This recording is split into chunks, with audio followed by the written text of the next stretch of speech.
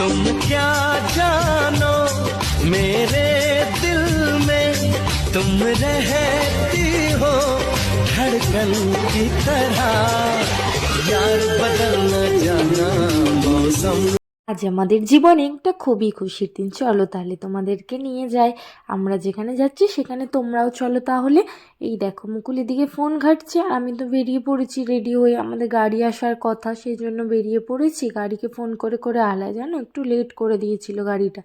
মেয়ে এদিকে দুষ্টুমি করছে আর আমাদের সাথে যাচ্ছিল দিদুরা, একটা দাদু আর দিদু। আমরা যে কাজের জন্য যাচ্ছি ওরা একই কাজের জন্য যাচ্ছিল।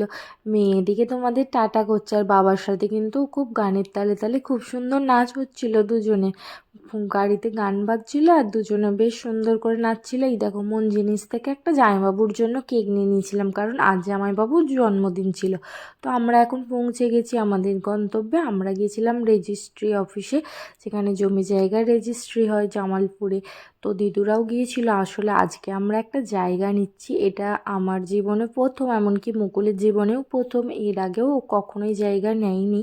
তো আমাদের একটা স্বপ্ন পূরণের দিন আজকে, তো তোমাদের সাথে করে নিয়েই আমাদের স্বপ্নটা পূরণ করলাম।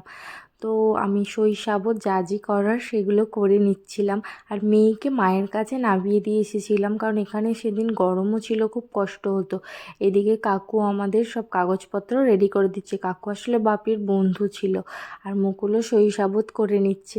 আমরা তো খুব এক্সাইটেড ছিলাম কি হবে। তারপরে দেখো চুলগুলো খারাপ হয়ে গেছে, এবার আমরা বাড়ি ফিরে যাচ্ছি।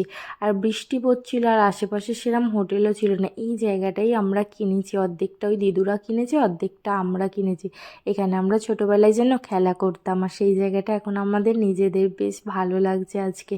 তো তারপরে আমরা যাচ্ছি দিদির বাড়ি। দিদির বাড়িতে খাওয়া দাওয়া করবো, বললাম না বৃষ্টি পড়ছিল, আর হোটেলে সেরকম যেহেতু অনেকটা লেট হয়ে গিয়েছিলো, ভালো খাবারও পাইনি। তো আসার সময় দিদিকে ফোন করে বলে দিয়েছিলাম খাবার রেডি করে রাখ, আমরা যাচ্ছি। তো আজকে রাত্রিরে দিদিদের বাড়ি খাওয়া দাওয়া করেই যাব। আর এদিকে দিদুদের ঘরগুলো ঘুরিয়ে ঘুরিয়ে দেখাচ্ছিলাম। বললাম না আজকে জামাইবাবুর জন্মদিন, কেক এনেছিলাম, এই দেখো এই কেকটাই এনেছিলাম। তারপরে আমরা জামাইবাবুর জন্মদিন পালন করেছিলাম।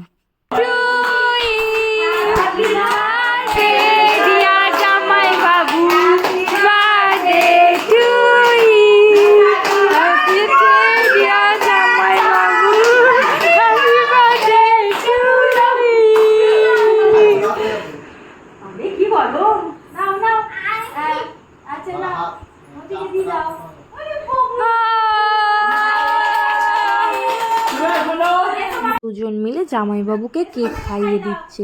এখনকার বাচ্চারা তো রোজ কেক কাটতে পারলে রোজ ভালো, বিশেষ করে আমার সন্তানদের যদি একটা করে রোজ কেক দেওয়া হয় তাহলে আর বেশি, সব থেকে বেশি খুশি হবে।